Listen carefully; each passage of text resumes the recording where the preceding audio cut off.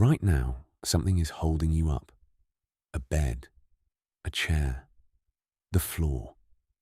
It feels solid beneath you, and it has felt solid every day of your life, which is exactly why you have never once thought to ask whether it has to be. Here is the strange part. The solidity is not a rule the universe was born with. It is a setting.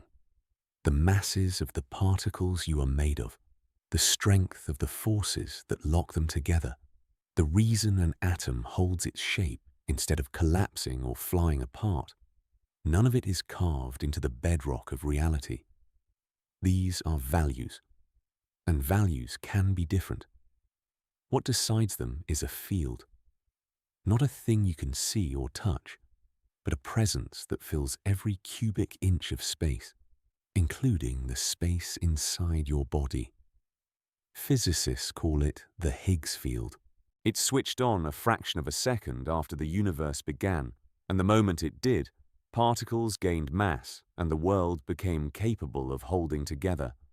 Everything stable that has ever existed owes that stability to the particular value this field settled into.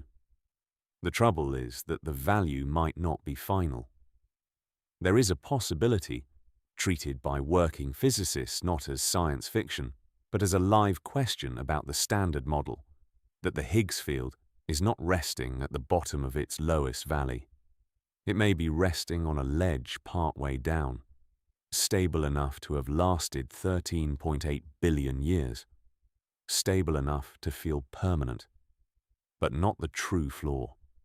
And anything resting on a ledge can, given the right nudge, find its way to the bottom. If that happens, it does not happen everywhere at once.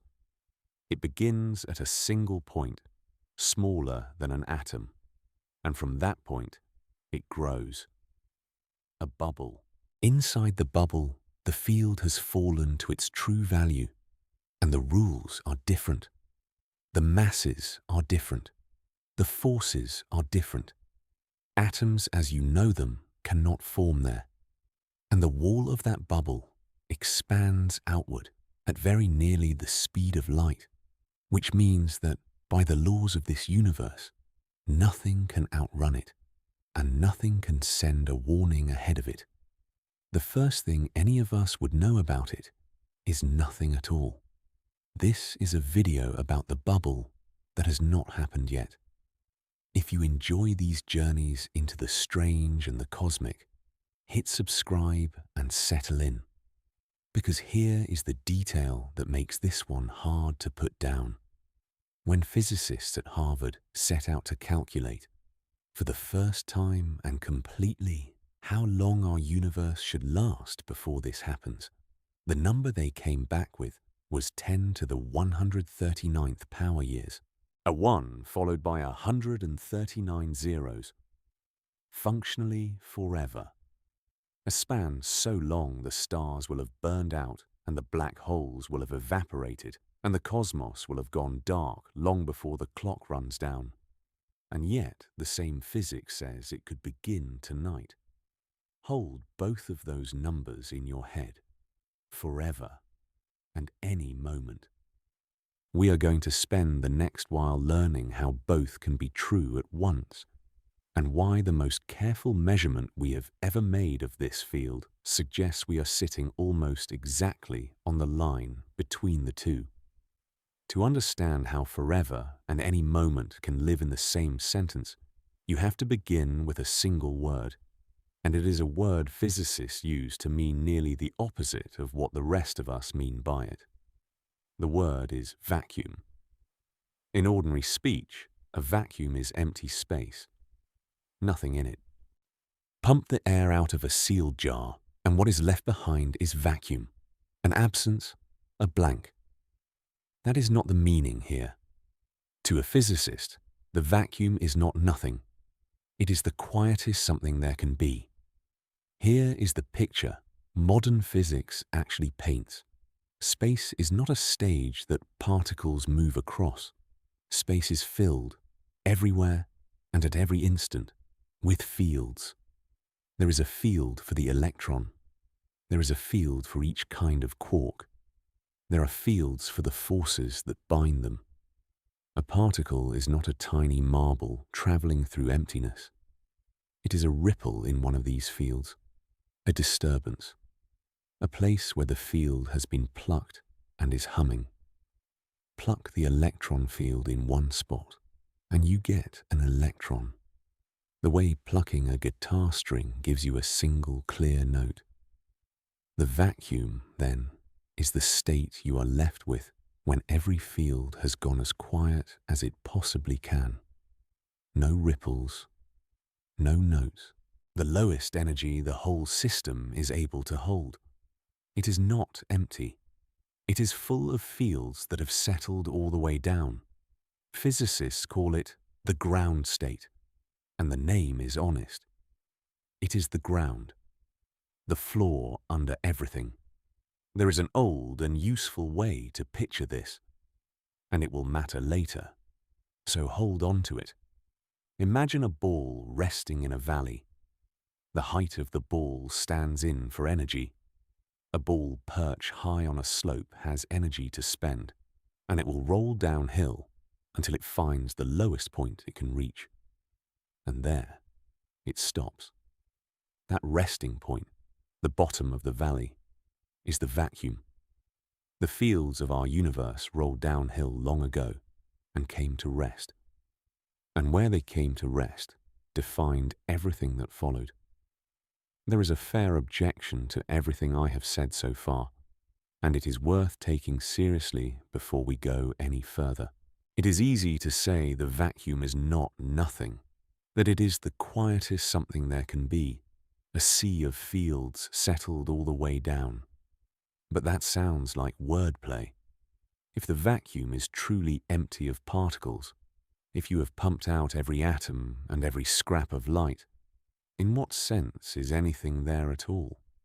Can you actually show it? Or is this just physicists being poetic about a void? You can show it, and the way you show it is one of the most beautiful experiments in physics. It begins with a rule that has no parallel in ordinary life. Quantum mechanics forbids perfect stillness. A field can never be exactly, perfectly at rest, because perfect rest would mean knowing both its value and its motion with total precision at once, and the universe does not permit that kind of certainty. So even in the emptiest possible space, with every particle removed, the fields cannot lie flat. They tremble.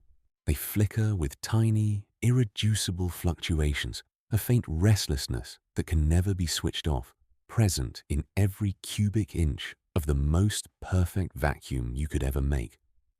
Physicists call it zero-point energy, and the name means exactly what it says. It is the energy that remains when you have taken everything else away. The vacuum hums, and the hum cannot be silenced. In 1948, a Dutch physicist named Hendrik Casimir worked out a consequence of this hum so strange that it took half a century to fully confirm. Imagine two flat metal plates, uncharged, with no current, no magnetism, nothing, suspended facing each other in a perfect vacuum, separated by a microscopic gap. Common sense says nothing should happen. There is nothing between them. There is nothing around them. Two neutral plates in empty space should simply sit there, ignoring one another forever. Casimir predicted they would be pushed together by the emptiness itself. The reasoning is gorgeous once it clicks. The vacuum's fluctuations come in every possible wavelength, a whole spectrum of trembling filling all of space. But in the narrow gap between two plates, only certain wavelengths fit, the ones that match the spacing, the way only certain notes will sound on a string of a given length. Outside the plates, in the open, every wavelength is allowed. So there are more fluctuations pressing on the plates from the outside than there are pushing back from the thin slice of vacuum trapped between them. The result is a net pressure, an inward push. generated by nothing more than the difference between the emptiness outside and the emptiness within. Empty space, in effect, leans on the plates and nudges them toward each other. For decades it was a curiosity, too small to measure cleanly. The force is faint, and it grows so steeply as the plates get closer that the gap has to be made almost impossibly thin, far less than the width of a human hair, before the push becomes readable. But in 1997, a physicist named Steve Lamoureux finally pinned it down in the lab, measuring the force to within a few % of Casimir's prediction. Within a year, others had confirmed it again with different setups. The push from the void is real. It has a number. You can build an instrument that feels it. Let that settle for a moment. Because of everything in this video, it may be the most quietly astonishing fact of all. Two pieces of metal in a vacuum with nothing between them drift together because empty space is pushing on them. Not a field you charged up, not a force you switched on. The structure of nothing itself, exerting a measurable pressure on the world. This is not a thought experiment or a clever analogy. It is sitting in laboratories, confirmed, a routine demonstration that the vacuum is a physical thing with physical properties and real, countable energy, which is exactly why the rest of this story is not philosophy. When we say our vacuum might be a false one, sitting on a ledge above a deeper state, we are not speaking metaphorically about a void.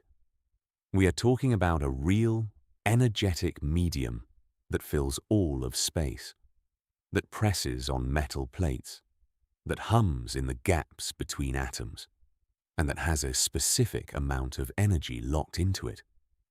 And anything that has energy can, under the right conditions, give some of it up and fall to a lower state. The vacuum is not an absence that could never change. It is a presence with a value, and the entire question of our survival comes down to whether that value is the lowest one available, or merely the lowest one we have ever known. For most of the 20th century, the assumption underneath all of physics was simple and almost never spoken aloud, because it seemed too obvious to say. The assumption was that our vacuum is the bottom, the true floor, the lowest valley there is. The fields rolled down, they stopped, and there was nowhere lower to go. Everything we built, every theory that worked, quietly took it for granted that the ground beneath the world was solid all the way down. And the theory that grew out of that assumption is, by a wide margin, the most successful description of reality human beings have ever written. It is called the Standard Model of Particle Physics, and it has been tested to a precision that is hard to convey. One of its predictions, the magnetic strength of the electron, has been checked against experiment and found to agree to better than 1 part in a trillion. To put that in human terms, that is the equivalent of measuring the distance from New York to Los Angeles and being wrong by less than the width of a single human hair. No theory in the history of science has ever been pushed that hard and held. At the center of that theory sits a field unlike any of the others, and it is the one from the start of this, the Higgs field. In 1964, working separately and arriving at the same idea, a small handful of physicists proposed it as the answer to a problem that had been blocking progress for years. The problem was mass. The equations of the day worked beautifully, but only if the fundamental particles had no mass at all, which is plainly not the world we live in. Peter Higgs in Edinburgh and Francois Englert and Robert Brute in Brussels suggested that space is filled with a field that most particles must wade through, and that the wading is what we experience as mass. The more strongly a particle couples to the field, the harder it is to push and the heavier it is. A photon ignores the field entirely and stays massless, which is why light moves at light speed. An electron feels it a little. The heaviest particles feel it enormously. That single idea did something the others could not. It explained why the world has substance at all. Without the Higgs field switched on, there would be no atoms, no chemistry, no structure of any kind, only massless particles streaming past one another, the speed of light forever. The reason your chair holds you up, the reason there is a you to be held up, traces directly back to the fact that this one field is not resting at zero. It rolled downhill like all the others, and it settled into a valley with a specific depth, and the depth of that valley set the masses of everything.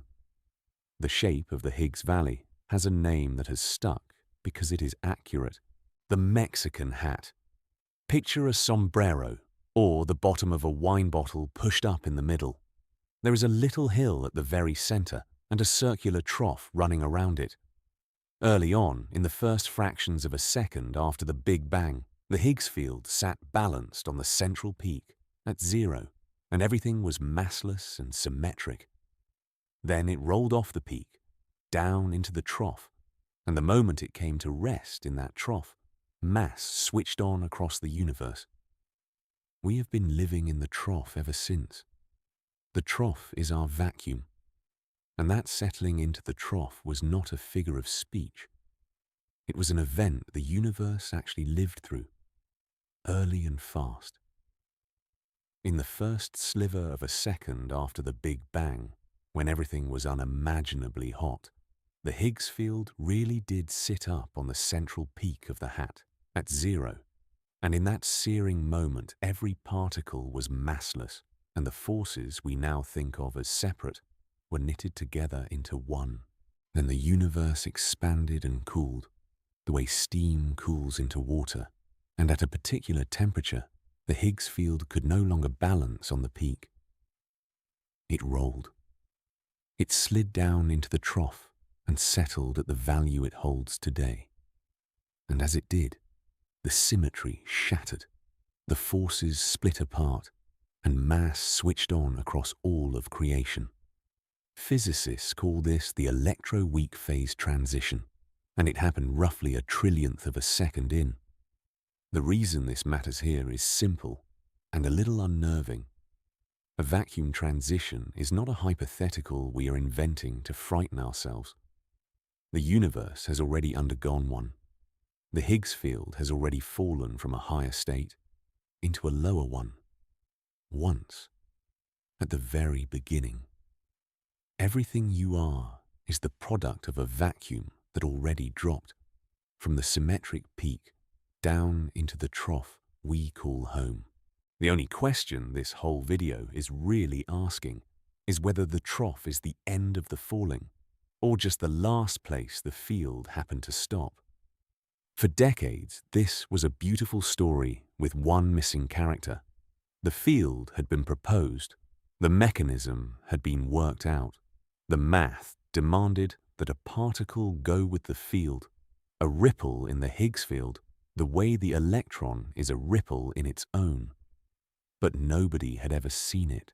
The Higgs boson was the last unfound piece of the standard model, and the search for it consumed careers and built the largest machine humanity has ever constructed.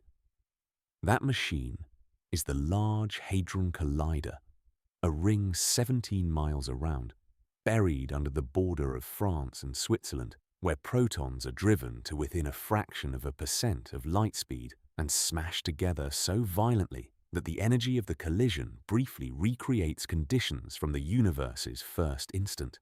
On the 4th of July, 2012, two separate teams at that collider, working independently so they could check each other, announced that they had found it, a new particle, exactly where the theory said it should be, with a mass of about 125 billion electron volts. The Higgs boson was real. The following year, Peter Higgs and Francois Englert shared the Nobel Prize. Braut had died 2 years earlier and could not be honored with them. It is hard to overstate what a triumph that moment was. A field proposed on paper from pure reasoning half a century before, predicted to exist with a precise set of properties, and then dug out of the wreckage of subatomic collisions exactly as described. It was the capstone on a theory that had passed every test anyone could devise. The ground beneath the world had been confirmed solid, except the discovery did one more thing, and at the time it was a footnote, a number almost lost in the celebration. It told us the mass of the Higgs boson, and the mass of the Higgs boson is not a free curiosity. It is tied, through the equations, to the exact shape of that Mexican hat. It tells you how deep our valley is, and how the slopes around it rise and fall. The number that came back, that 125, was not just a measurement of a particle, it was a measurement of the floor. And here is the thread, the one the consensus could never quite tuck away. When physicists took that number and asked the most natural follow-up question, the question you would ask about any valley once you knew its exact shape, the answer that came back was not the reassuring one. The question was simply this: is our valley really the lowest one? Is the floor we are standing on the true floor, or is it only a ledge with something deeper waiting below? For most of a century, nobody had any reason to doubt the answer. After the 4th of July, 2012, the number was finally precise enough to check. We are going to follow that check exactly where it leads, into the strange behavior of the Higgs field at energies far beyond anything we will ever build a machine to reach, and to the discovery that the flaw under everything may not be a flaw at all. The thread, when physicists finally pulled it, came down to a fact that almost nobody outside the field ever hears, and it sounds at first like a contradiction in terms. The constants of nature are not constant. We call them constants out of habit. The strength of a force, the way one field couples to another, the numbers that go into the equations, they feel like fixed furniture, set once at the beginning and bolted down. But quantum field theory says something stranger, and it has been confirmed over and over in the lab. The value you measure for one of these numbers depends on the energy at which you look. Probe a particle gently from far away, and you get one value. Probe it violently, up close, at enormous energy, and the value has shifted. Physicists call this running, and the running is real, measured, and built into every prediction the standard model makes. Think of it like turning up the magnification on a microscope. At low power, you see one thing. Crank the power higher, look closer and harder, and the picture changes. The forces strengthen or weaken. The numbers slide. And you can calculate exactly how they slide, scale by scale, all the way up to energies no machine on Earth will ever reach. One of those running numbers governs the Higgs field, and it is the one that matters here.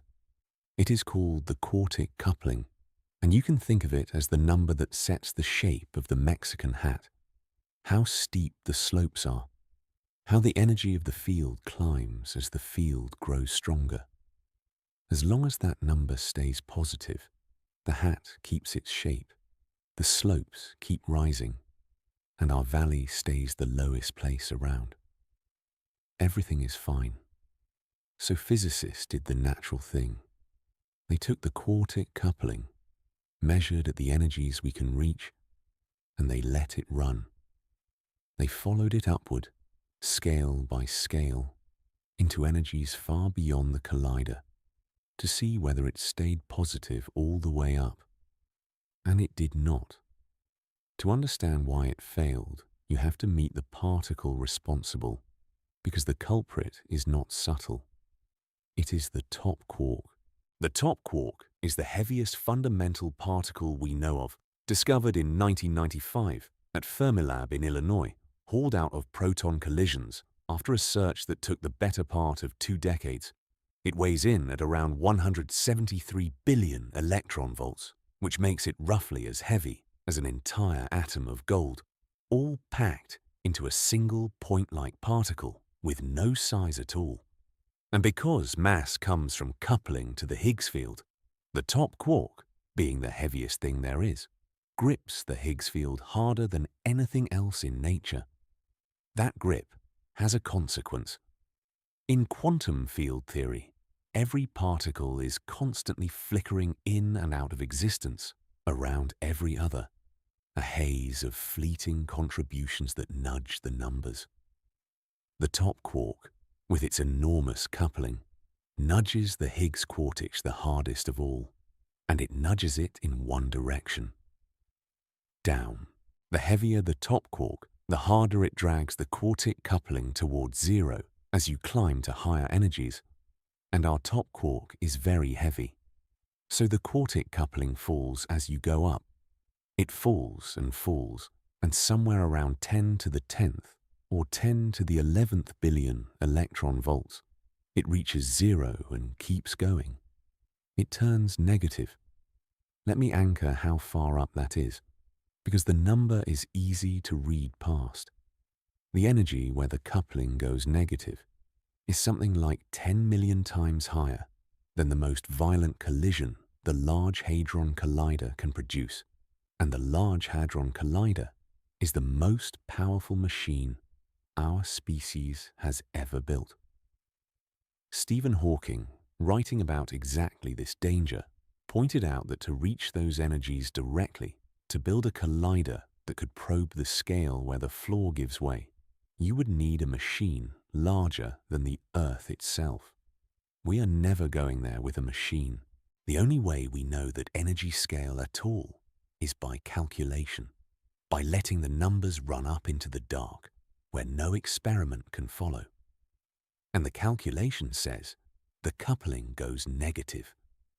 Now here is what that actually means for the shape of the hat, because this is the moment the comfortable picture breaks. A negative quartic coupling means the slopes stop rising. Climb high enough up the side of our valley, push the Higgs field to those colossal values, and instead of continuing upward forever, the energy crests a ridge and then begins to fall again. The ground opens downward. There is another valley out there, and it is not a little dip. It is far, far deeper than ours, plunging down toward energies near the very limit where space and time themselves stop making sense. Sit with the new picture. We always thought our valley was the bottom of everything. It is not. Our valley is a shallow dimple high on a mountainside, beyond a ridge we cannot see over from down here. The ground falls away into a chasm so deep it makes our entire universe look like a pause on the way down. We are not standing on the floor. We are standing on a ledge. There is a precise word for a state like this, a state that looks stable, behaves stable, holds its shape for ages, but is not the true lowest point. The word is metastable. A pencil balanced on its flat end is stable. A pencil balanced on its sharpened tip is unstable and falls at once. Metastable is the strange third thing in between, a ball sitting in a little hollow partway down a hill, perfectly content, going nowhere, until something gives it the nudge it needs to roll on down to the real bottom. Our vacuum, according to the best numbers we have, is that ball in that hollow. If a metastable vacuum still sounds like an abstraction, there is a version of it sitting in your kitchen, and it behaves in exactly the same way. Take a bottle of very pure water and cool it slowly, gently, without jostling it.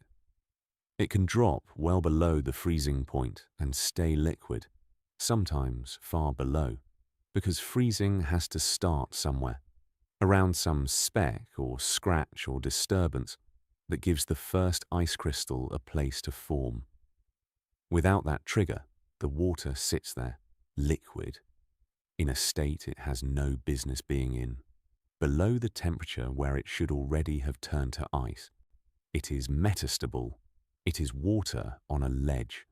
And then you tap the bottle or drop in a single crystal of ice, and you can watch the change race through the whole bottle in a heartbeat. A freezing front, spreading out from the point where it started until the entire thing is solid. Pure water can be supercooled this way and snap frozen on cue, and clips of it are easy to find because it looks like magic. That spreading freeze is the kitchen table version of the bubble, a change of state that could not happen everywhere at once, that needed a single nucleation point to begin, and that then propagated outward through a medium quietly primed for it the whole time. Superheated water does the same thing in reverse. Heat a smooth cup of water in a microwave, and it can climb past its boiling point without boiling, held in a metastable state, until you move it or drop in a grain of sugar, and it erupts all at once. In both cases, the lesson is identical, and it is the lesson of the vacuum. A system can look perfectly calm, perfectly stable, for as long as nothing disturbs it, while sitting the entire time above a lower state it would rather be in, waiting for a trigger it may not get for a very long time. The water does not know it is supercooled. It just sits there, liquid, until the instant it doesn't. Our vacuum is the same kind of patient. It has just been patient for 13.8 billion years. The physics of how such a state finally gives way was worked out before anyone had measured the Higgs at all in 1977 by a physicist named Sidney Coleman in a paper with a title that sounds more like a line of poetry than a piece of mathematics. He called it The Fate of the False Vacuum. And that phrase, false vacuum, is the name for exactly the situation we are now in. A false vacuum is a ground state that is lying to you. It feels like the bottom. It acts like the bottom. But there is a true vacuum somewhere below it, deeper and more stable. And the false vacuum is only borrowing its stability, holding on until the day it lets go. Pause for a moment on the man who gave the false vacuum its name, because he was one of the great minds of 20th century physics, and almost no one beyond it has heard of him. Sidney Coleman spent his career at Harvard, and among physicists he was a legend, the kind of teacher whose lecture notes were photocopied and passed hand to hand around the world for decades. He had a gift for taking the most tangled problems in quantum field theory and explaining them with a clarity that felt almost like a magic trick, and for doing it with a dry, deadpan wit that made him quotable in a field not known for its one-liners.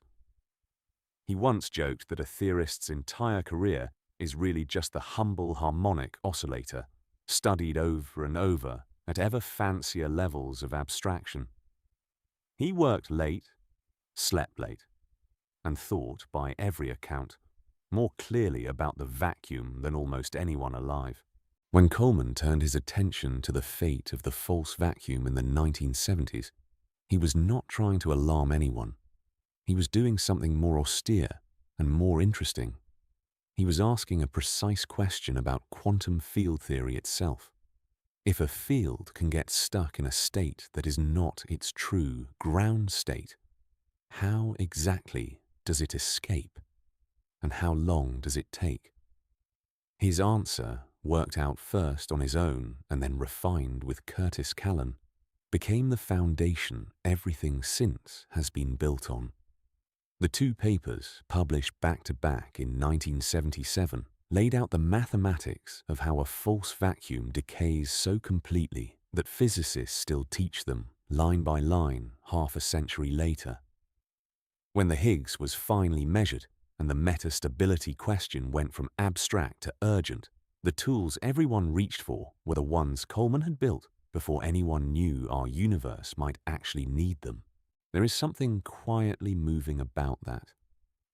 A man sitting in an office at Harvard, working out the abstract fate of a hypothetical false vacuum, purely because the mathematics was beautiful and the question was clean, with no idea that decades later his framework would turn out to describe the literal, long-term fate of the universe we live in. He died in 2007, 5 years before the measurement that made his work suddenly, uncomfortably relevant. He never knew that the false vacuum he had named might be our own. What Coleman showed, with the full machinery of quantum theory, is that a false vacuum does not last forever. It cannot. Quantum mechanics does not respect walls the way the everyday world does. A barrier that would stop a ball cold can be crossed by a quantum field, not by climbing over it, but by passing straight through it, a trick called tunneling that has no equivalent in ordinary experience and is nonetheless one of the most thoroughly confirmed effects in all of physics. Given enough time, the field on the ledge will tunnel through the ridge and arrive in the deeper valley. The fate of every false vacuum is to decay. And this is the part that is hard to shake. None of this is a fringe idea, dreamed up to frighten people. The suspicion that our vacuum might be metastable is decades old. Back in 2001, well before the Higgs was found, 3 physicists named Isidori, Ridolfi, and Strumia worked out the conditions under which the standard model vacuum would be unstable, and they showed it all came down to 2 numbers we had not yet pinned down precisely: the mass of the Higgs, the mass of the top quark. "Tell me those 2 numbers," they said in effect, "and I will tell you whether the ground is solid." They were waiting on the measurement. The measurement arrived on the 4th of July, 2012, and when physicists plugged the real measured Higgs mass of 125 into the equations alongside the heavy top quark and let everything run, the answer came back, in papers by De Grassi, Butasso, Giudice, and their colleagues over the following months, and the answer was not stable. It was metastable. The most precisely tested theory in the history of science, fed its own confirmed numbers, predicts that the vacuum holding our universe together is a ledge, not a floor. So what does it look like when the ledge finally gives?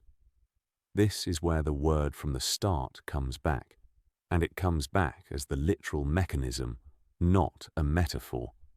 When a false vacuum decays, it does not slide gently into the lower state everywhere at once. It cannot, because the change has to start somewhere, at some single point in space where the field tunnels through. At that point, a tiny region of the true deeper vacuum appears, surrounded by the false vacuum we still live in.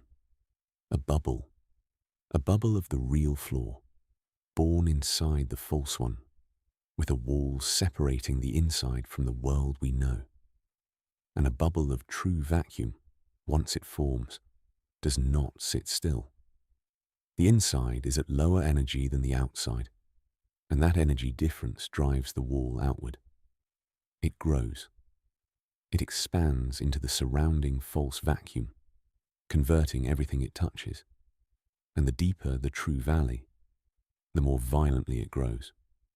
The bubble is not a possibility the theory tacks on at the end.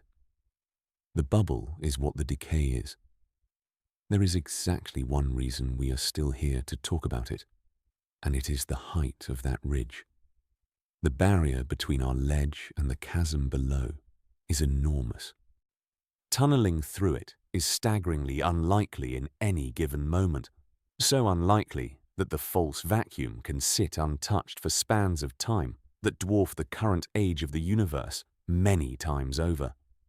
That improbability is the only thing holding the world up, not a law forbidding the fall, just the long odds against it on any particular night, which quietly rewrites the question we started with. For 100 years, the question was, is our vacuum stable?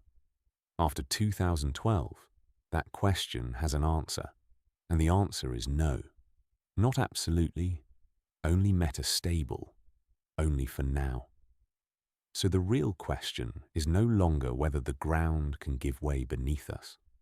The math has already settled that it can. The real question is how the fall actually happens, how a bubble nucleates out of nothing, how fast it comes, and how long the odds truly are. And the first person to do that calculation completely came back with a number that is somehow both the most reassuring and the most terrifying figure in modern physics. So the question became a question of how. How does a field that is sitting in a valley, with a high ridge between it and the deeper valley beyond, ever get across? It does not have the energy to climb the ridge. By every rule of the ordinary world, it should be stuck on the ledge forever. The answer is that the ordinary world is not the world we actually live in, and the rules that matter at this scale allow something that looks, from the outside, like magic. The trick is called quantum tunneling, and it is one of the strangest things nature actually does. In the everyday world, if you do not have enough energy to get over a hill, you stay on your side of it. Full stop. A ball rolled at a slope it cannot crest rolls back down. But a quantum object, a particle or a field, is not a ball with a definite position. It is a spread-out wave of possibility, and that wave does not stop dead at a barrier. It leaks into it, and a faint tail of it seeps out the other side. Which means there is a real, calculable chance of finding the object on the far side of a wall it never had the energy to climb. It did not go over. It went through. This is not theory waiting for confirmation. It is the most well-worn machinery in physics. Radioactive decay runs on it. Back in 1928, a physicist named George Gamow explained why certain heavy atomic nuclei spit out particles by realizing those particles were tunneling straight through a barrier that, by classical physics, should have trapped them inside the nucleus forever. Every smoke detector in your home relies on exactly that effect.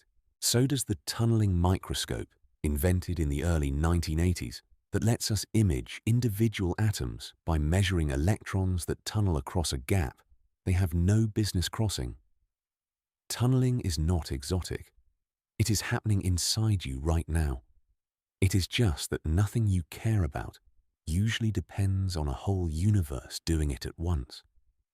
Vacuum decay is the universe doing it at once, and that is what makes it so much rarer and so much harder to trigger than a single particle slipping through a wall. A lone electron can tunnel through a thin barrier easily, but the Higgs field is not one particle. It fills all of space, and to decay it cannot just tunnel at a single mathematical point. A whole region of the field, a region large enough to matter, has to make the jump together, all of it crossing the ridge in the same coordinated quantum event. The bigger the region that has to tunnel in unison, the more astronomically unlikely the event becomes. This is the deep reason the false vacuum can sit untouched for so long. It is not that one jump is hard. It is that the field has to jump in concert across a volume, and the odds against that collapse to almost nothing. Sidney Coleman gave this process its precise mathematical shape, and the object at the heart of his calculation has a name worth knowing because it captures the weirdness of the thing. He called it the bounce. To compute how a false vacuum decays, you stop thinking of time as a forward arrow and treat it as another direction of space, and in that reframe picture, the most likely decay corresponds to a single elegant solution, a configuration that describes the universe momentarily dipping toward the true vacuum and bouncing back. Out of that mathematics falls everything you want to know. How probable the decay is, and the size and shape of the thing that appears when it happens. What appears is a bubble, and the bubble has a critical size, which turns out to be the whole drama in a single idea. When a patch of true vacuum tries to form inside the false vacuum, two things are fighting. The inside of the patch is at lower energy, and that wants to grow, because converting more false vacuum into true vacuum releases energy and is favorable. But the wall of the patch, the skin between the two states, costs energy to maintain, a kind of surface tension, and that cost grows with the size of the wall. For a tiny bubble, the expensive wall wins. The bubble is all skin and almost no interior, so it is a bad bargain, and it collapses back into nothing before it can do any harm. Most attempted bubbles die this way, flickering into existence and vanishing. But there is a threshold. Make the bubble big enough, past the critical radius, and the math flips. Now the energy gained from the growing interior outpaces the cost of the wall, and the bubble has crossed the point of no return. It stops being a fragile thing fighting to survive and becomes a runaway. From that instant, it only grows, and nothing in physics can shrink it back. The entire question of whether the world ends tonight reduces to whether, somewhere, a bubble of true vacuum manages to nucleate just past that critical size. Almost all of them fail. It only takes one that does not. In 1980, Coleman returned to the problem with Frank de Luccia and did the harder version, folding in the effects of gravity, and the mathematical object that describes the decay in that fuller treatment is now called the Coleman-de Luccia instanton. It is the gold standard description of how a piece of our universe could tip over into the true vacuum. And one of the things their calculation makes brutally clear is what happens to that bubble once it crosses the threshold and begins to grow. It accelerates. The energy released as the bubble eats into the false vacuum has to go somewhere, and it goes into the motion of the wall. The wall gets driven outward harder and harder, and because there is so much energy on offer and the wall itself becomes vanishingly thin, it picks up speed without limit, climbing toward the only ceiling there is, the speed of light. Within moments of nucleating, the wall of a true vacuum bubble is sweeping outward at very nearly the speed of light, and it does not slow down. It cannot. There is nothing to slow it. And that single fact is the source of the particular dread this scenario carries, the reason it is so much colder than any ordinary catastrophe.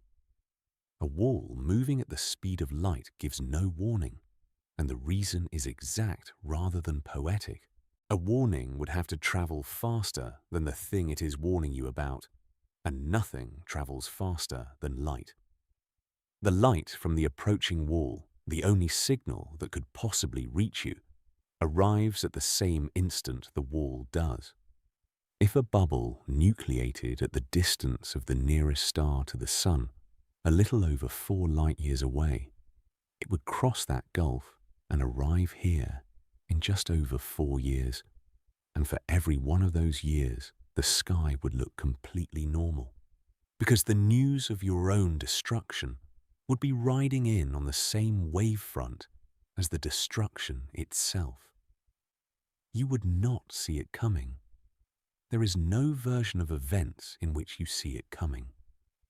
Coleman and de Luccia understood precisely how final this was, and they wrote about it with a dark composure that has stayed with physicists ever since. They pointed out that inside the bubble, the constants of nature are simply different. The masses shift, the forces shift, and the delicate balances that allow atoms and molecules to exist do not survive the crossing. Not only would life as we know it be impossible inside the new vacuum, so would chemistry. They noted almost gently that one might have hoped the new vacuum could at least give rise to some new kind of structure, something strange and unfamiliar, but still, in their words, capable of knowing joy. Their calculation, they concluded, had eliminated even that consolation. Whatever the true vacuum is, it is not a place where anything like us, or anything that could feel anything, can be built. So this is the full shape of the bubble now, the thing introduced so quietly in the first minute of this video. It is a sphere of the true vacuum, born from a single coordinated quantum jump, expanding at the speed of light, lethal to all structure, silent by the laws of physics themselves, and incapable of ever shrinking back. It is not fire. It is not an explosion. It is the floor of the world dropping out, spreading outward from a point, rewriting reality as it goes, which leaves the one question that decides whether any of this should keep you up at night or let you sleep soundly. If our vacuum really is a false one, and a single runaway bubble is all it takes, then how often does that bubble actually form? How long, on the clock of the real universe, can a metastable vacuum be expected to last? Someone finally did that calculation from start to finish, correctly, for the first time, and the answer is the strangest number in this entire story. In 2018, 3 physicists at Harvard, Anders Andreasen, William Frost, and Matthew Schwartz, published the first complete, start-to-finish calculation of how long our universe should last before the false vacuum decays. Earlier estimates existed, but they had loose ends, mathematical subtleties about the size of the bubbles that nobody had fully closed. This team closed them. They took the measured Higgs mass, the measured top quark mass, the full apparatus of the standard model, and they computed the expected lifetime of the vacuum. The number they got was 10 to the 139th power years. Let me try to make that number mean something, because written down, it is just a 1 with a long tail of zeros. The universe is about 13.8 billion years old. If you wrote the current age of the cosmos as a single second, then 10 to the 139th power years would still be longer than the entire history of the universe, repeated more times than there are atoms in every galaxy you can see. By the time that clock runs down, the stars will have burned out, every last one. The galaxies will have gone dark. Even the black holes, which outlast everything, will have slowly evaporated away, the largest of them taking something like 10 to the 100th power years to disappear. The decay timescale is longer than that. It is longer than the heat death of the universe. On the average, the false vacuum will outlive the death of everything else there is. So you might reasonably conclude that this is a non-problem. A threat with a waiting time that long is, for all human purposes, no threat at all. And you would be almost right. But the word average is doing quiet, dangerous work in that sentence. And this is the heart of the whole strange business. Quantum tunneling is not a process with a schedule. It is not a fuse burning down to a fixed moment. It is random in the deepest sense the universe allows, the same way the decay of a single radioactive atom is random. An unstable atom has a half-life, an average time to decay, but no individual atom knows what time it is. It does not age. It does not get closer to decaying.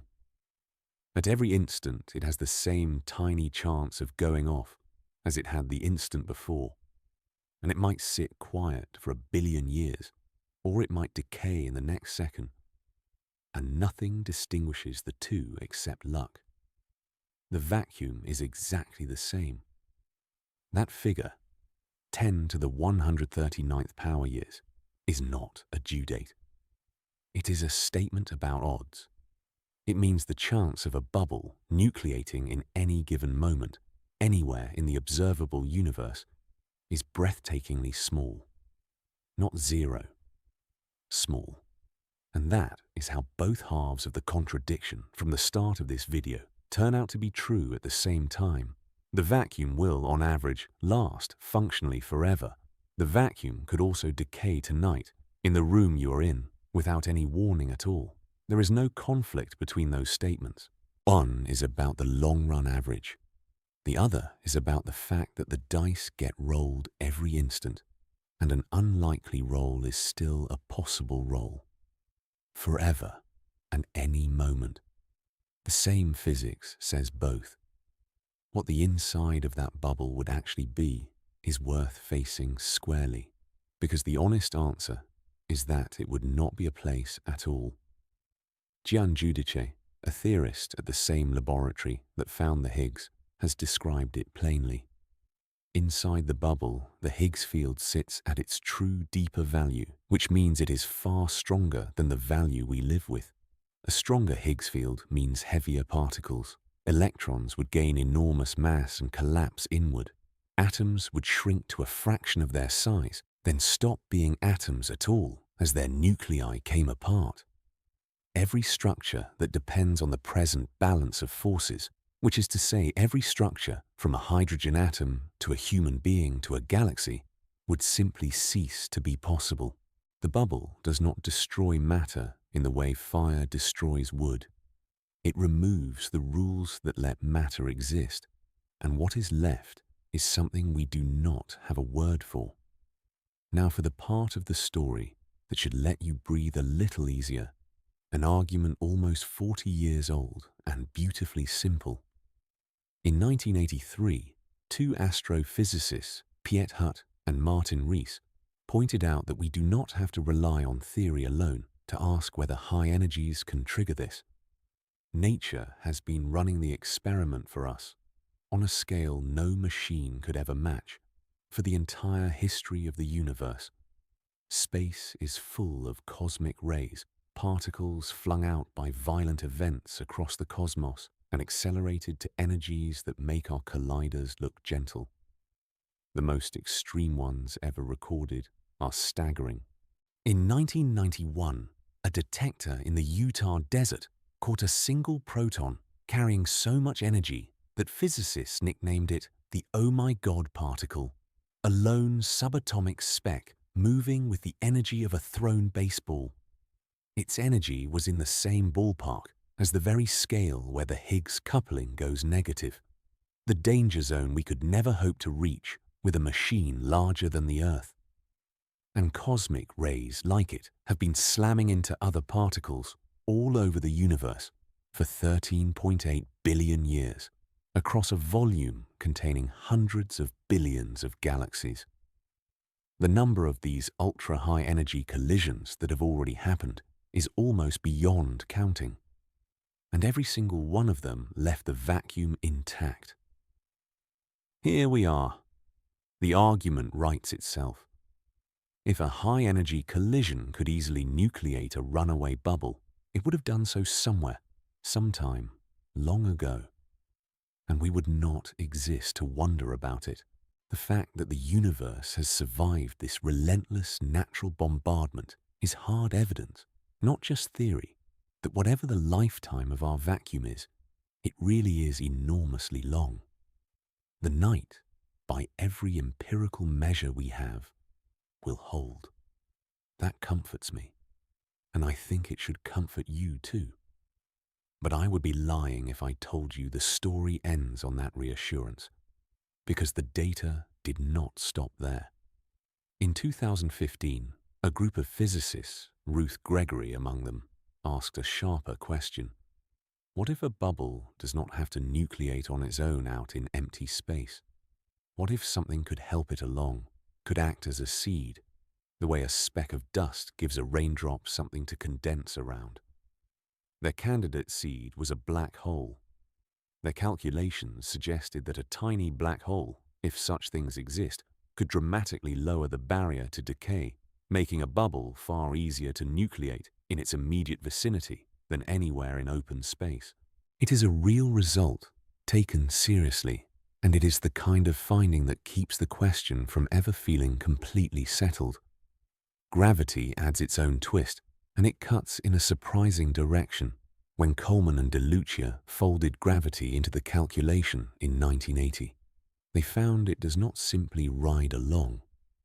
It changes the decay itself, and in certain cases, it can change it dramatically.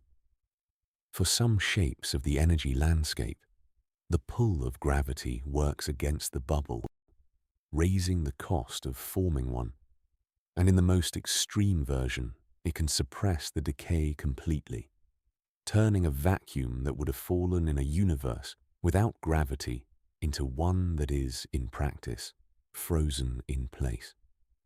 Gravity, the same force that might let a black hole seed a bubble, can, in other circumstances, be the very thing that holds the false vacuum shut. Which way it tips depends on details of the true vacuum we cannot measure, down in that fog near the Planck scale where our equations give out.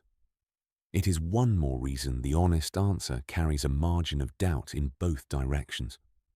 The exact lifetime of our vacuum hangs not only on the Higgs and the top quark, but on how gravity behaves at energies we will never reach, in a regime where we do not yet have a working theory at all. There is a darker question hiding inside that cosmic ray argument, and a lot of people have asked it.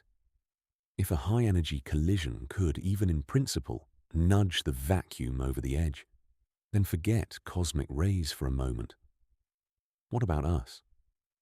We build machines now that smash particles together at energies nothing on Earth produces naturally. Could a physics experiment some afternoon, in a tunnel under Europe, be the thing that finally pokes the false vacuum hard enough to make it fall? This is not a new fear. It is, in fact, the oldest version of a very specific dread, the fear that scientists, in their curiosity, might accidentally end the world. It goes back to the Manhattan Project. In 1942, before the first atomic bomb existed even on paper in finished form, Edward Teller raised a chilling possibility at a meeting. What if the heat of a nuclear explosion was enough to ignite the nitrogen in the atmosphere or the hydrogen in the oceans, setting off a chain reaction that would consume the entire surface of the planet? The question was serious enough that physicists were assigned to run the numbers. They calculated carefully, and they concluded the atmosphere would not ignite. But for a short while, some of the brightest people alive sat with the possibility that the experiment they were about to run might burn the world. And they had to do the math to talk themselves down. That same dread attached itself to particle colliders. When the relativistic heavy ion collider switched on at Brookhaven around the turn of the millennium, critics warned it might create strange matter that would convert the Earth into a dense, dead lump or punch a hole in the vacuum. The Astronomer Royal, Martin Rees, took the general category of risk seriously enough to write about it, listing the ways an experiment might, conceivably, trigger a catastrophe with no second chance. And then came the big one. The Large Hadron Collider, the most powerful machine ever built, the one that would eventually find the Higgs. The reaction, as it neared switch on in 2008, tipped into something close to panic in parts of the public. Newspapers ran headlines about the doomsday machine. People telephoned the laboratory in Geneva in tears, begging the physicists not to turn it on. The specific fears were a menu of apocalypses. Microscopic black holes that might grow and devour the Earth. Strangelets, and, named explicitly in the safety discussions, vacuum bubbles, the very thing this whole video is about. A retired nuclear safety officer named Walter Wagner, together with a co-plaintiff, went so far as to file a lawsuit in a United States federal court in Hawaii, trying to halt the collider until its safety could be reassessed. CERN took it seriously enough to answer formally. A panel called the LHC Safety Assessment Group reviewed every doomsday scenario on the list, including vacuum bubbles by name, and published its conclusion in 2008. There was no danger. The reasoning leaned hard on the same logic Hutt and Rees had laid out decades earlier. Nature has been running collisions at these energies and far beyond, all over the universe, for billions of years. And everything is still here. If our collisions could end the world, the universe would have ended itself long before we showed up to try. The court, for its part, threw out the lawsuit, ruling that a speculative fear of future harm is not the kind of injury a court can act on. The collider switched on. The world did not end. But here is the part that the panic missed, and it is the most reassuring fact of all, and it is purely about numbers. The Large Hadron Collider smashes protons together at energies of around 14 trillion electron volts. That sounds enormous, and by every earthly standard it is. But the energy scale where the Higgs coupling actually goes negative, the scale where the floor gives way, is something like 10 million times higher than that. The collider does not come close. It is not a near miss. It is not even in the same county as the danger. Asking whether the Large Hadron Collider could trigger vacuum decay is like worrying that turning on a desk lamp might outshine the sun. The gap is so vast that no machine we could build with anything resembling current physics, no machine that would fit on this planet, could ever reach the energies required. And there is a quiet irony folded into that, the kind that sticks with me more than any horror. The Large Hadron Collider is the machine that found the Higgs boson. It is the machine that measured its mass at 125. It is, in other words, the very instrument that told us our vacuum is metastable. That handed us the unsettling news that the floor is a ledge. And that same machine is far too weak to do anything about it. Far too weak to push us over the edge it just revealed to us. We built a tool powerful enough to diagnose the fragility of everything, and nowhere near powerful enough to cause it. The only thing in existence with enough energy to break our vacuum is the universe itself, on its own schedule, by the slow roll of quantum chance. It was never going to be us. We are spectators to this one. We always have been. I have been saying metastable with a confidence the physics does not entirely earn, and honesty requires me to walk that back a little, because the truth is stranger and more suspenseful than a flat verdict. We are not certain our vacuum is metastable. We are fairly sure. And the line between fairly sure and certain, the line between a universe that is doomed in the long run and a universe that is safe forever, comes down to how well we can measure the mass of a single particle. The top quark. That is not a metaphor. The fate of everything is currently sitting inside the error bars of one number. Remember the chart, the map with the Higgs mass on one axis and the top quark mass on the other, divided into stable, metastable, and unstable territories. Our position on that map is fixed by those two masses. The Higgs mass we now know quite well, but the position is far more sensitive to the top quark mass, because the top is the particle dragging the Higgs coupling towards zero in the first place. Shift the top mass by just a couple of billion electron volts in one direction, and we slide deeper into the metastable strip. Shift it a couple in the other direction toward a lighter top, and we may cross the line entirely into the absolutely stable region, where there is no ledge, no deeper valley within reach, no bubble in our future at all.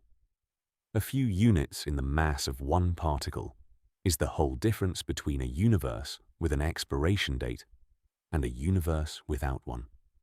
And we sit close enough to that boundary that we cannot yet say for sure which side we are on.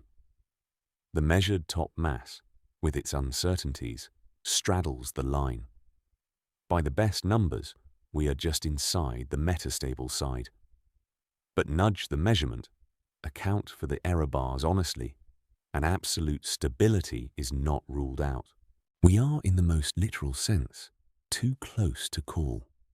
Now the question turns from a measurement problem into something almost philosophical. Pinning down the top quark mass is far harder than it sounds, and not because our instruments are crude. It is because the mass of a quark is a slippery idea. A quark can never be isolated, never pulled out and weighed on its own, because the strong force binds it up instantly with others the moment it tries to exist alone. So when physicists at the collider measure the top quark mass, what they are really measuring is a quantity reconstructed from the debris of collisions, and that quantity is not exactly the same as the clean, theoretical mass the stability calculation actually needs. Translating between the number we measure and the number the equations want introduces its own uncertainty, a fuzziness baked into the very definition of the thing. There is a real and ongoing debate among experts about what the mass of the top quark even means precisely, and that debate is not academic. It is, quietly, a debate about whether our universe is mortal. The Harvard team that calculated the lifetime put a sharp point on this. They worked out that to rule out absolute stability with real confidence, to say with a straight face that our vacuum is definitely the metastable kind, you would need to measure the top quark mass to a precision better than 250 million electron volts. That is a precision of better than 2 parts in 1,000 on a particle that weighs around 173 billion electron volts.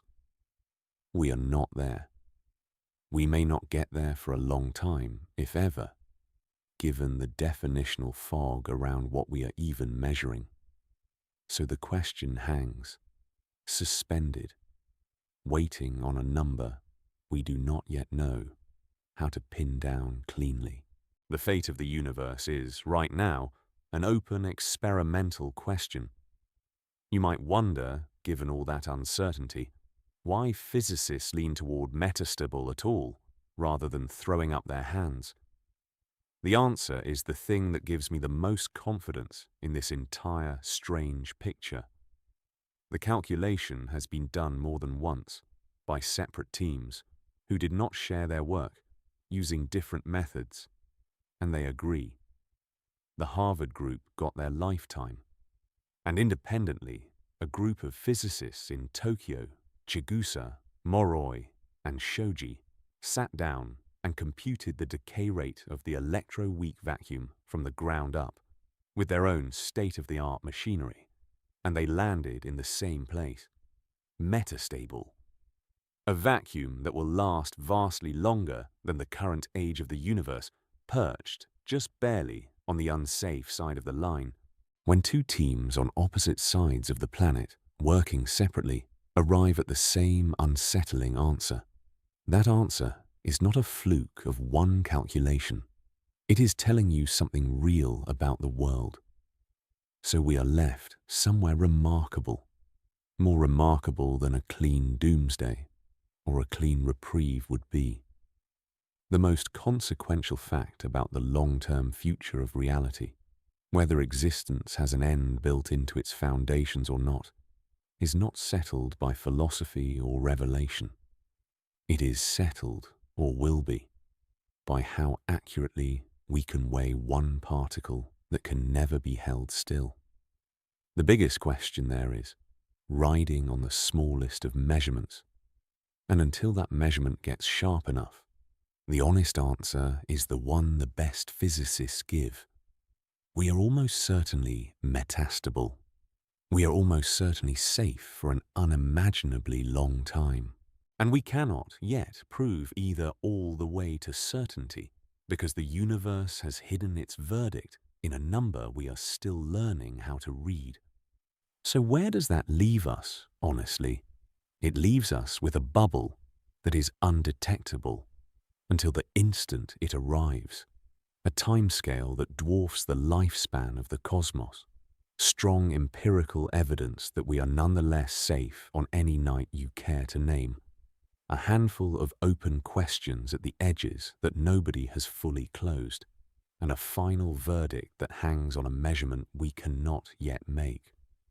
The most truthful thing a physicist can say about the fate of our false vacuum is that the odds are wildly in our favor and the matter is not entirely closed.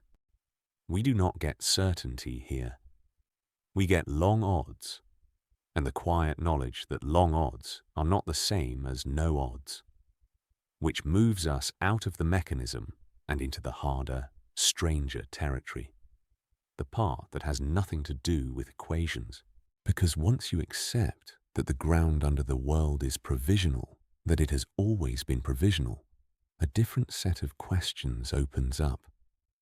Not how the bubble works, but what it means to live a life, build a civilization, fall in love, on a floor that the universe was never obligated to keep in place. The bubble is not the only way the universe can end.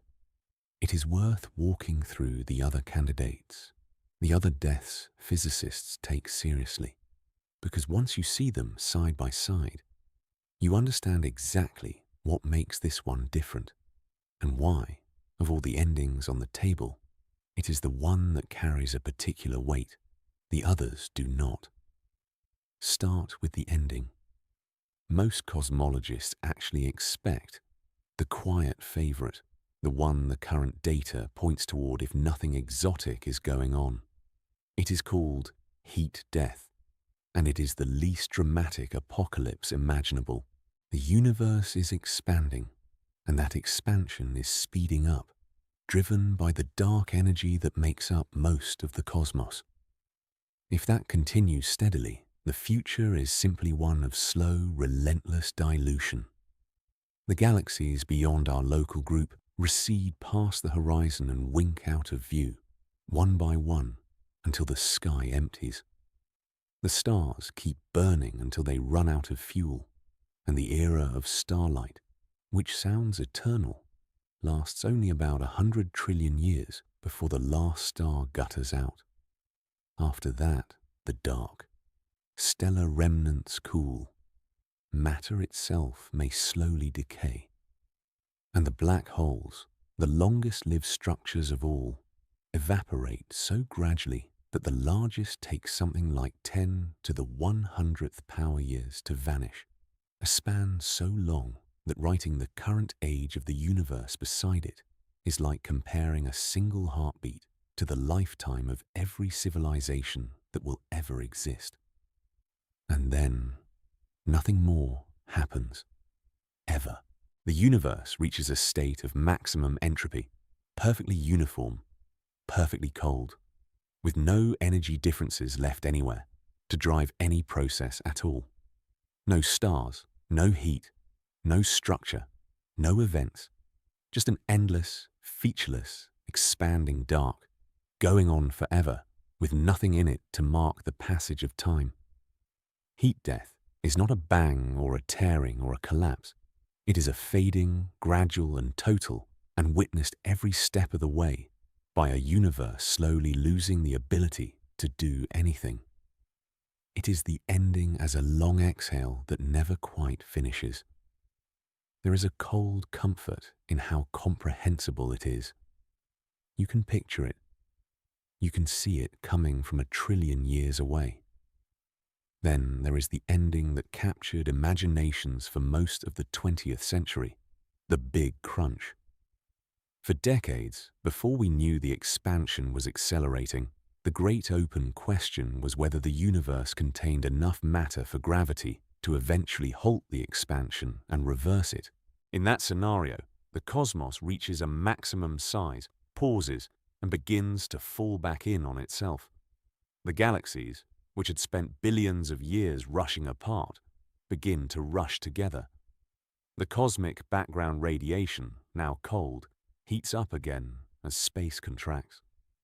Everything collapses toward a final, hot, dense point, a mirror image of the Big Bang run backward, the universe ending the way it began, crushed into a singularity. It is, in a strange way, the most poetic ending, a closing of the circle. But the data turned against it.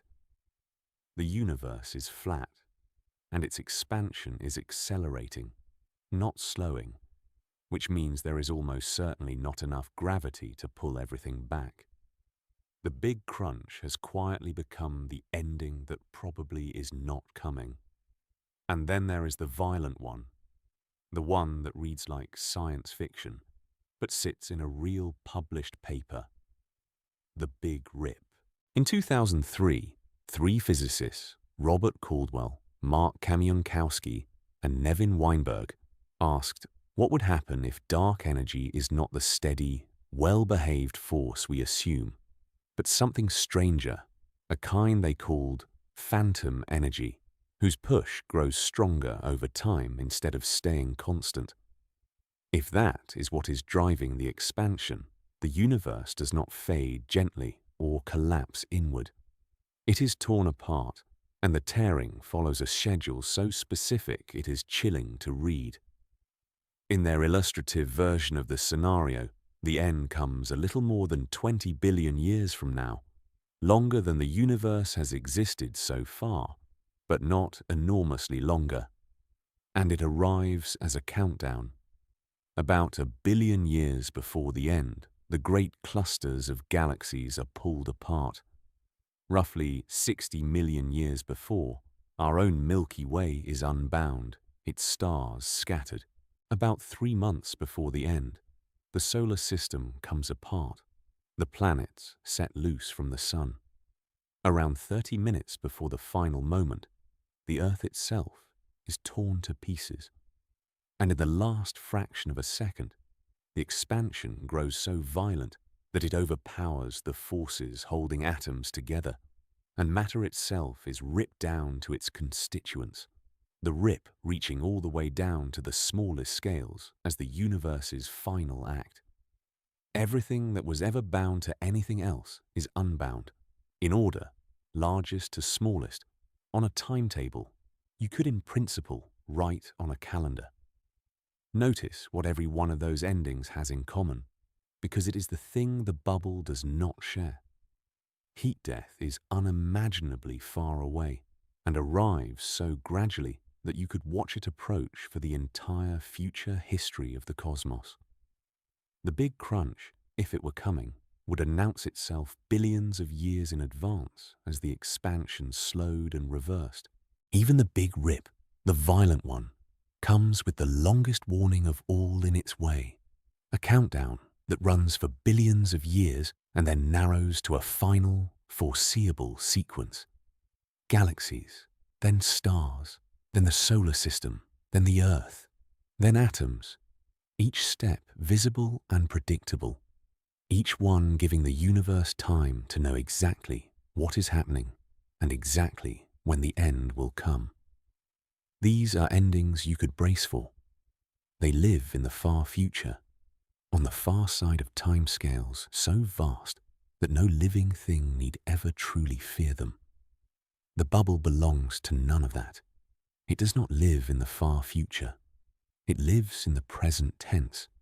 It has no countdown, because the countdown is randomness itself, a die rolled every instant with no memory of the rolls before.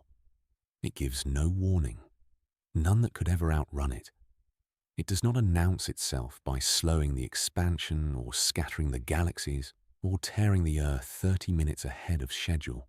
It simply is not happening, and then it is, with nothing in between, and no one left afterward to have seen it. The other endings are appointments on a calendar so distant the ink will outlast every reader. The bubble has no appointment. It could be tonight. It could be 1,000 years from now. It could be 10 to the 139th years from now, which is almost certainly the case. And the almost is the entire point. That is why this is the ending with real weight. The one that does something to you that heat death and the big crunch and even the big rip do not.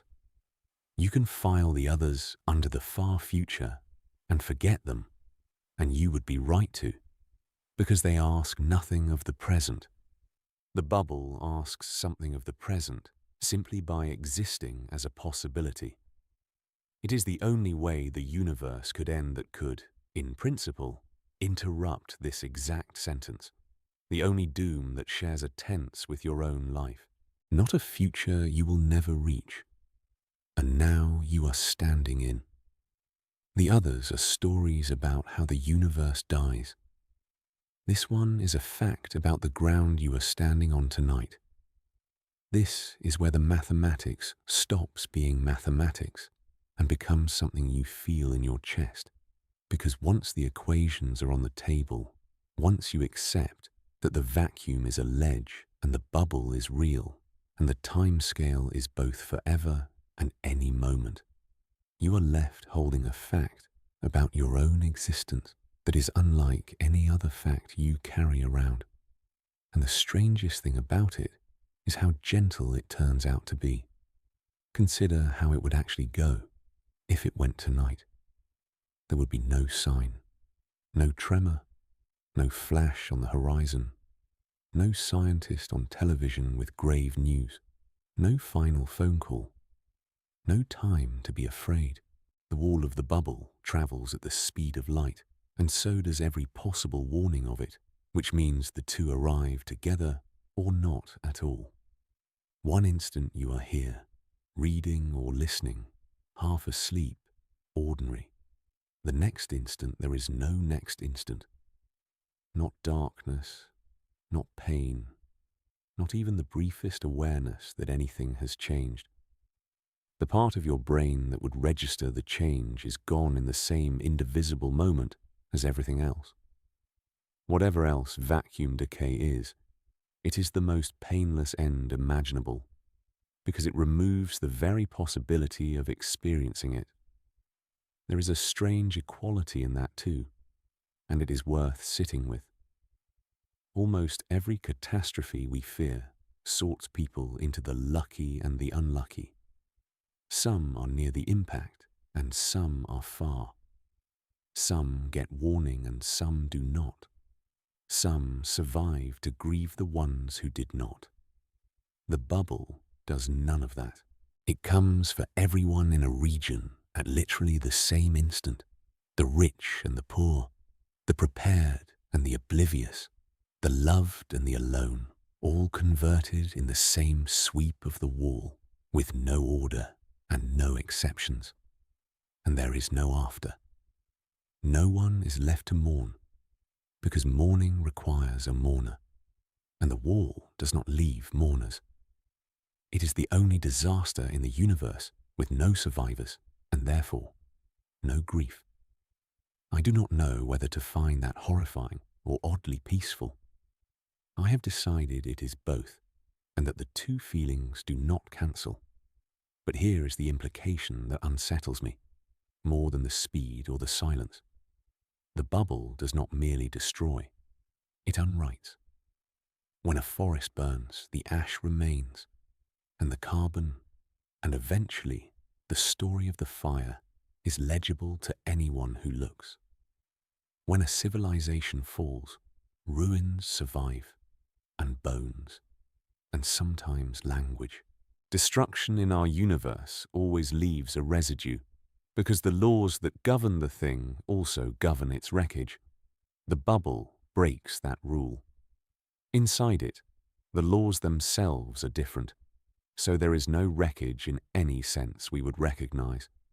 The atoms that spelled out every life, every memory, every monument we ever raised against being forgotten, do not become rubble. They stop being the kind of thing that can spell out anything at all. Heat death, the slow, cold ending, at least lets the universe witness its own fading. The bubble is the one ending that erases the witness and the witnessed in the same motion, and leaves nothing behind that could ever know we were here. To live with that, you have to change what you think a law of nature even is. And I think this is the quiet revolution hiding inside the whole topic. We are raised to imagine the laws of physics as eternal commandments written into the bedrock of existence before anything else, unbreakable and unchanging. Metastability says otherwise. It says the masses of particles, the strengths of the forces, the rules that make a hydrogen atom hold together are not commandments at all. They are more like weather. They are the settled state of a field that happened to roll into one particular valley early in the morning of the universe, and they hold the way a fine, clear day holds, which is to say, reliably, for a long time and not necessarily forever. Our laws have an address. They are the local conditions in this valley, on this ledge, in this era. And like all local conditions, they came into being at a particular moment, and they could, in principle, end at another. That reframing leads somewhere vertiginous when you follow it to the end. There is exactly one fact about the ultimate fate of our universe that this whole line of physics points to, and it is a fact we are constitutionally barred from ever confirming. We can calculate the lifetime of the vacuum. We can map the ledge and estimate the height of the ridge. What we can never do is observe the decay and live, because to observe it is to be inside the bubble, and inside the bubble there is no observer. So this is knowledge of a kind we almost never possess, a claim about reality that can never be checked against experience, because the only experience that would check it is one that abolishes the experiencer. We are in the peculiar position of knowing in detail about the one event we are guaranteed never to witness. Every other prediction in science waits to be tested. This one waits to be true. And yet, against all of that weight, there is a fact about our moment in time that lifts the whole thing back up, and it depends entirely on the long lifetime we calculated. The universe is young, almost unbelievably young. It is 13.8 billion years old, which sounds ancient, but set it against the timescales we have been throwing around and it is barely born. The era in which stars shine, in which worlds form and life has any chance at all, runs to something like 10 to the 14th power years before the last stars gutter out. We are less than 1/10,000th of the way into it. If you compress that entire bright age of the cosmos into a single day, then everything that has ever happened, every star that has ever burnt, every world, every creature, the whole of life and history, and this very moment, would all fit inside the first dozen seconds after midnight. We are not the late inheritors of an old universe.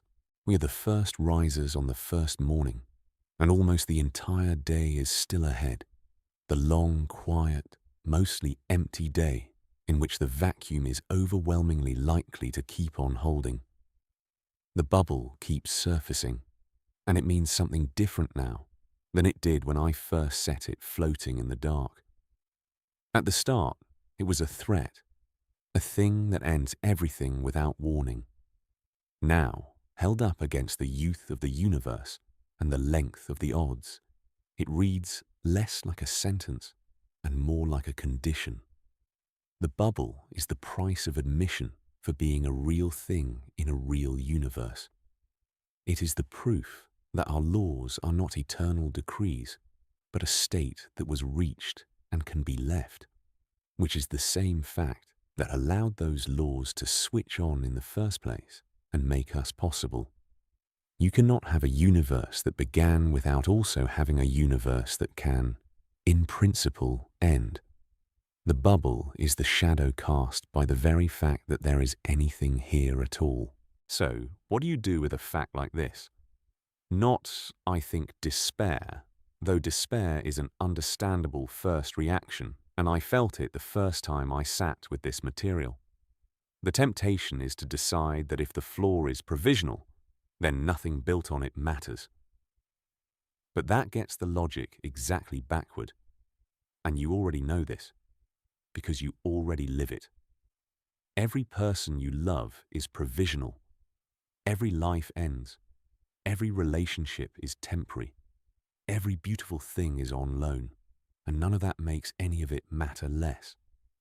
It is the reason it matters at all. A thing that could never be lost, could never be precious. The provisionality of the vacuum is just the largest possible version of the only condition under which meaning has ever existed anywhere. The pattern is fragile. That is not the tragedy of the pattern. That is what makes it a pattern worth being. What stays with me, after all the equations, is how small and specific the present moment turns out to be, and how much weight it can hold because of it. Right now, the vacuum is intact. Right now, the ledge is holding. Right now, the forces have the strength they have always had. And the atoms in your body are bound the way they have been bound since long before there was a you.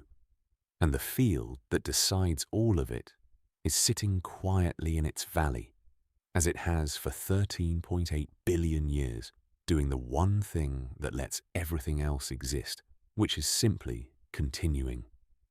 That continuing is not guaranteed by any law. It is just true tonight, the way it has been true every night.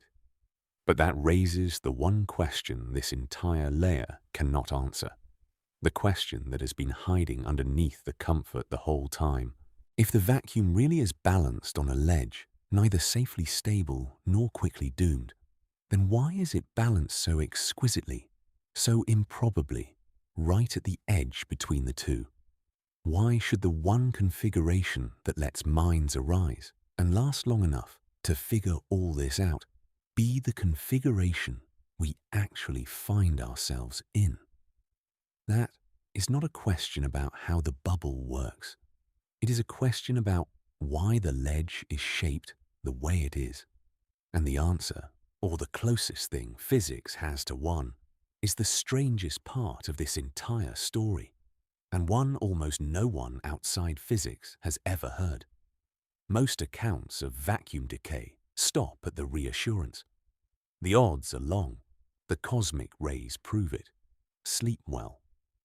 But there is a deeper layer here, and it is the part that working physicists actually find the most haunting, far more than the bubble itself. It is not a fact about how the world ends. It is a fact about where precisely our universe sits on the map of all the ways it could have been, and the answer makes very little sense. When physicists draw that map, it looks like a chart with two axes. Along one, the mass of the Higgs boson. Along the other, the mass of the top quark. Every possible universe with a Higgs field is a single point somewhere on that chart, and the chart divides cleanly into territories. In one large region, the vacuum is absolutely stable, a true floor, safe forever. In another, it is outright unstable, doomed to decay almost immediately, far too fast for any structure to ever form.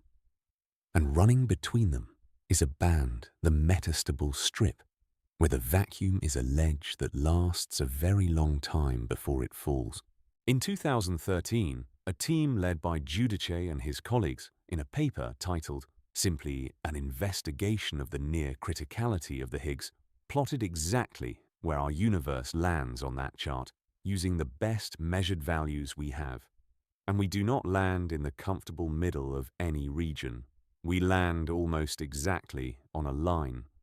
Specifically, we sit right at the boundary between the metastable strip and the absolutely stable territory, just barely on the metastable side, about as close to the safe shore as the measurements can place us without tipping us over onto it. We are not deep in the doomed zone. We are not deep in the safe zone.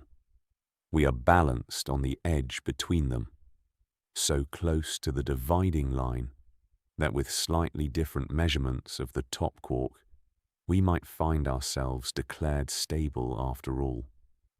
The technical name for this is near criticality, and once you see it, you cannot unsee it. Let me try to convey how fine that balance is. Imagine the full range of Higgs masses that were physically on the table, mapped out along the length of a football field. Somewhere along that field is the line that separates a universe stable forever from a universe that merely looks stable. Our actual measured position is not somewhere out in the open grass, comfortably far from the line. It is sitting on the line, within something like the width of a single blade of grass of the boundary itself. Of all the places the Higgs mass could have fallen, it fell there, on the edge, at the knife edge between two completely different fates. I want to be careful here, because this is exactly the kind of fact that invites overreach, and physics has no agreed-upon answer for why it is true. But the strangeness is real, and it is not going away. There is no rule in the standard model that says the Higgs mass should sit near that boundary. As far as the theory itself is concerned, the mass could have been anything, landing anywhere on that chart, deep in the stable region or deep in the unstable one. Instead, it landed on the seam, and when a measured number lands on a seam like that, physicists get a particular feeling in the back of the neck, because it usually means something they do not yet understand is arranging things. The least interesting explanation is that it is simply a coincidence. We rolled the dice once, and this is the number that came up, and a number had to come up somewhere, so why not here? That is logically fine, and almost nobody believes it, because the band is so thin and the stakes so total that pure chance feels like a refusal to look. A more serious explanation reaches for the multiverse. If our universe is one of an enormous number, each with the Higgs mass set differently, then most of those universes are uninhabitable. The ones deep in the unstable zone decay before a single atom forms. Many of the others may have their own problems. Perhaps only universes near the critical line, with vacuums that last billions of years but were reachable in the first place, can produce observers who survive long enough to draw the chart and notice where they are. On that view, we sit on the knife edge for the same reason we breathe air rather than chlorine. Not because anyone arranged it, but because the places it is not arranged that way have no one in them to ask the question. It is a real argument, and it is also one that can never quite be tested, which is why it remains a matter of taste among physicists rather than settled science. Then there is the explanation that grips me most, because it made a prediction, and the prediction came true. Back in the 1990s, two physicists, Colin Froggatt in Glasgow and Holger Beck-Nielsen at the Niels Bohr Institute in Copenhagen, proposed an idea they called the multiple point principle. They guessed that nature has a preference, for reasons tied to deep questions about gravity and the vacuum, for sitting exactly where two different vacuum states have the same energy, perfectly balanced against each other. A universe poised on the knife edge. In other words, not by accident, but by principle. And from that single assumption, they did something bold. Years before the measurements existed, they calculated what the Higgs mass and the top quark mass would have to be for the principle to hold. They predicted a top quark close to 173 and a Higgs in the rough neighborhood of 135. When the real numbers finally came in, the top was almost exactly where they said, and the Higgs was within striking distance. Two predictions made from a principle about balance that landed close enough to the eventual truth to be impossible to fully dismiss. Nobody knows if the multiple point principle is right. It may be a coincidence dressed up as a law, but it points at the possibility that takes this whole topic out of the realm of doom and into the realm of revelation. Maybe near criticality is not a threat we happen to draw. Maybe it is a message. Giudice himself has suggested that the near-critical value of the Higgs mass might be the single most informative thing we have learned from finding the particle at all, a clue written into the one number about a deeper layer of physics we have not yet reached. The end of the world on this reading is a side effect. The real headline is that the universe handed us a riddle and disguised it as a doomsday. Stephen Hawking took this seriously enough to issue a public warning about it near the end of his life. In the preface to a collection of essays published in 2014, he wrote plainly that the Higgs potential might become unstable at very high energies, and that this could trigger a catastrophic vacuum decay, a bubble of true vacuum expanding at the speed of light. It could happen at any time, he wrote, and we wouldn't see it coming. He was not being sensational, and he was not alone. He was repeating, in plain language, what the equations had been saying since the Higgs mass came in, and he was careful to add the reassuring half, the same one we have covered, that the energies required are so far beyond any machine we could build that no experiment of ours could ever cause it. There is a small human irony folded into his involvement too. Years earlier, Hawking had bet a physicist named Gordon Kane $100 that the Higgs boson would never be found at all. When it turned up in 2012, he paid up and then grumbled, half seriously, that the discovery had made physics a little less interesting. So the man who bet against the Higgs, even existing, spent some of his final published words warning that the very same particles field might, one quiet day, erase the universe without a sound. That a mind that careful, that unsentimental, chose to raise the alarm at all is its own kind of measure of how real this is taken to be. It is not a fringe anxiety.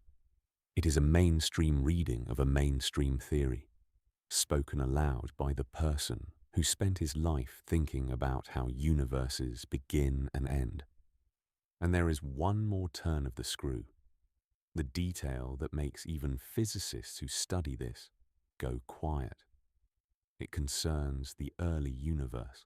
In its first instant, the cosmos is thought to have gone through inflation, a burst of staggeringly violent expansion driven by enormous energies, and during that burst, quantum fields were kicked around by fluctuations far larger than anything that exists today. Here is the problem. If our vacuum is metastable, a ledge with a true vacuum waiting below, then those colossal early fluctuations should have been more than enough to knock the Higgs field clean over the ridge and into the abyss before a single galaxy ever formed. By rights, a metastable universe like ours should have decayed in its own opening moments. Physicists like Spinoza, Decay, and Riotto worked this out in detail, and the conclusion is uncomfortable. Either inflation was gentler than we thought, or there is some additional physics we have not found that propped the Higgs field up and kept it from falling during the most dangerous moment in cosmic history. Our existence is not just improbable going forward. It required surviving a gauntlet at the very beginning that, on paper, we should not have survived at all. Which brings us all the way back to the bubble, and to the claim that pulled you into this in the first place. The bubble that ends everything. It is real. It is the lowest energy fate of the field that holds you together, and it could in principle arrive tonight on a wall of light you would never see. All of that is true, but the overlooked angle turns it inside out. The same knife edge that allows the bubble to exist is the knife edge that allowed us to exist. A vacuum safely buried deep in the stable zone might never have decayed, but it might also never have been reachable, never have produced the particular masses and forces that make chemistry and stars and minds possible. The fine, precarious balance that puts the bubble within reach is the very balance that put us within reach. We do not get to be the kind of beings who can contemplate our own ending without also being the kind of universe that can have one. So the thumbnail was honest, and also only half the story. Yes, it is the ending you were promised. It is also the edge that started everything, the seam in the fabric where existence turned out to be possible, balanced so finely between forever safe and instantly doomed that the best minds we have cannot yet say whether it is an accident, a selection, or a signal. The universe did not build us a fortress. It set us on a ledge with a magnificent view and never once promised how long the ledge would hold. There is a second mystery hiding in the vacuum, separate from the knife edge of the Higgs mass, and many physicists consider it the deepest unsolved problem in all of physics. It comes straight back to the Casimir effect, to the plain fact that empty space has energy. If the vacuum is full of trembling quantum fields, each contributing its own 0-point hum, then you can add it all up and ask how much energy a single cubic meter of pure vacuum should contain. Quantum field theory gives an answer.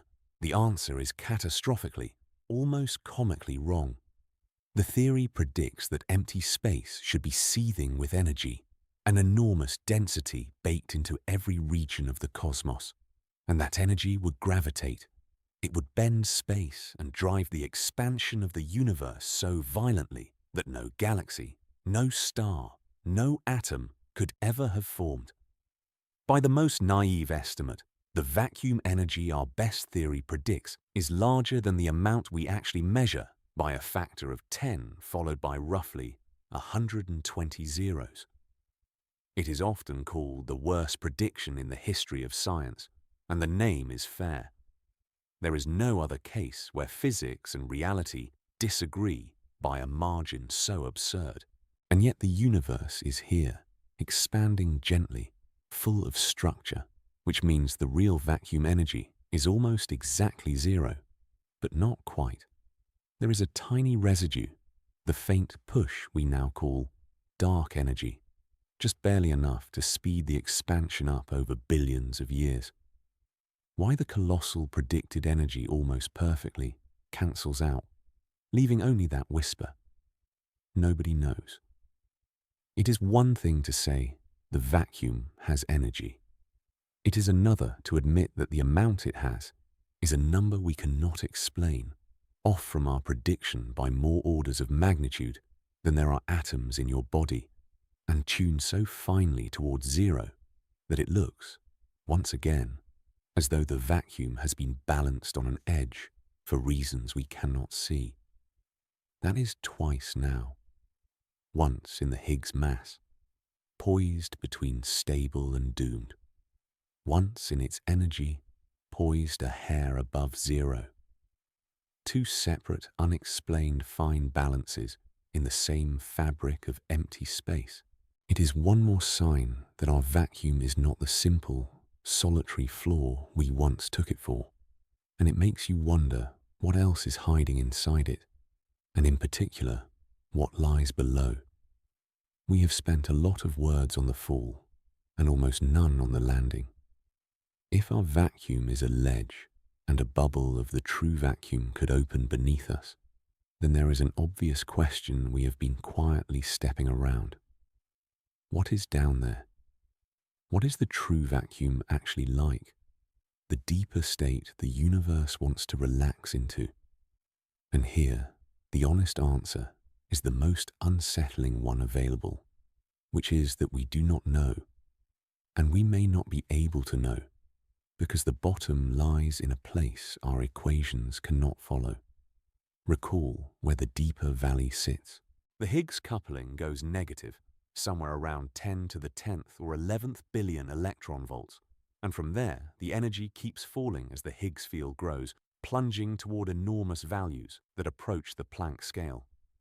The Planck scale is the energy at which gravity and quantum mechanics collide head-on, the frontier where general relativity and quantum theory both stop working and we have no agreed-upon physics to replace them. The true vacuum, the real flaw, sits down in that fog. So when we ask what the world inside the bubble would be, the deepest, honest answer is not a description. It is a shrug. The bottom of the valley is past the edge of the map.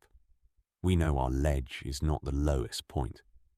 We do not know what the lowest point is, because reaching it in theory means crossing into territory where our theories give out. That uncertainty opens onto one of the strangest ideas in modern physics, and it reframes the whole picture of where we sit. For a long time, it was natural to assume our vacuum was special, the one true ground state, the obvious bottom. But some of the most ambitious work in theoretical physics suggests the opposite. It suggests our vacuum is not special at all, but one option among an almost unimaginable number of possible vacua, each with its own settings, its own particle masses, its own forces, its own version of what counts as solid ground. The physicist Leonard Susskind gave this collection of possibilities a name that stuck. He called it the landscape. The landscape comes out of string theory, and the number attached to it is hard to take in. The estimates suggest there may be something like 10 to the 500th power distinct possible vacua, each a different way the fields of nature could settle. Let me try to anchor that, though it resists anchoring. There are roughly 10 to the 80th power atoms in the entire observable universe. The number of possible vacua in the landscape is not a little larger than that. It is larger by a factor so vast that if you turned every atom in the cosmos into its own complete universe full of atoms, and did that again and again, dozens of times over, you would still not approach it. Against a number like that, the idea that our particular vacuum is the one true floor starts to look almost quaint. We are not standing on the bottom of existence. We are standing on one ledge at one height, in a mountain range of possible worlds, so enormous it has no real edges. In that picture, the bubble is not a catastrophe, so much as a move. It is our vacuum doing what any state perched above a lower one tends to do, eventually, given enough time. It is sliding from one valley to a neighboring, deeper one, a change of address in a geography of staggering size. Whatever is at the bottom of our particular slope is just another configuration of the same underlying fields, another set of rules, neither evil nor designed, simply lower. And here is the turn that redeems all of it, the one that has outlasted the dread. The mathematics that describes a bubble of true vacuum eating our world, the Coleman de Luccia instanton, is not only a mathematics of endings. Some cosmologists think it is also a mathematics of beginnings. In theories where inflation never fully switches off across the whole of reality, new regions are constantly being born when a patch of one vacuum tunnels to another, nucleating a bubble that grows into a vast new domain with its own physics inside it. The same process that could end our universe is, in those models, exactly how universes like ours come into being in the first place. A bubble opening in a parent vacuum, a new floor establishing itself and expanding. It is entirely possible, on this view, that our own Big Bang was itself such an event, that everything we call the universe is the inside of a bubble that nucleated long ago in some higher vacuum, and that we have spent 13.8 billion years living inside the expanding consequence of a single quantum jump. Let me flag the uncertainty plainly, because this is speculation built on speculation, and no one can show you it is true. But the symmetry of it is hard to look away from. The bubble is not an aberration in the universe's story, not a glitch that threatens an otherwise stable existence. It may be the universe's most basic way of changing state, the same act seen from two sides, creation when you are on the inside looking out, destruction when you are on the outside watching it come. We have spent this entire time afraid of the bubble as the thing that ends us. It may also be the thing that started us. And if that is so, then we are not standing on a permanent floor that is under threat. We are a verse in an ongoing process, a stable interlude inside one bubble among countless others, granted a long, quiet stretch of solid ground in the middle of a universe whose deepest habit is to keep tunneling, one valley at a time, down into a depth we will never see the bottom of. That is the reframe the whole video has been climbing toward, and it changes what the closing has to do. Go back to the very beginning of all this. Go back to the thing that is holding you up right now, the bed or the chair or the floor, the plain solidity you have trusted your whole life without once being asked to. When we started, that solidity felt like the most ordinary fact in the world. The ground was the ground. The floor was the floor. It was never the floor. You know that now. It is a ledge, high on the side of a mountain we cannot see the bottom of, and the solidity you feel was always borrowed, lent to you by a field that rolled into a valley 13.8 billion years ago, and has, for reasons no one fully understands, stayed there ever since. Everything you have ever touched, every solid thing, every person you have held, has been resting on that same provisional ground the entire time. And none of it felt provisional. And that is the quiet miracle of it.